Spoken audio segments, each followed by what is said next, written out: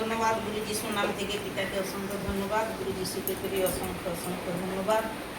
আর আমার শিক্ষাগুরু দিদি দাদা ভাই দিদি ভাইকেও ধন্যবাদ, আর খ্রিস্টের সমগ্র ভাই বোনকে আমার অন্তর থেকে নমস্কার।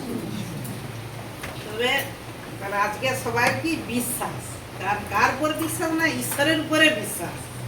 তো কবিতাটির মেয়ে যখন পাস করলো বলে দিদি ভাই আর এরকম মেদিনীপুরে পড়ালে না, এরকম 12,000 টাকা বললে আমি তুমি বিচারিতা করতেছ, তুমি মাতা হেয়া দুটো সন্তানের প্রতি বিচারিতা করতেছ, একজনকে বাইরে রেখে 8 লক্ষ টাকা দিয়ে পড়াতে পারো, আর মেয়ের বেলা কেন পড়াবে নি? সে কি গাছের ফল নয়? যাই হোক, আমি এরকম করে দিদি ভাইকে বলছিলাম, দেখো ঈশ্বর তার জন্য একটা সিট রেখে দিচ্ছে।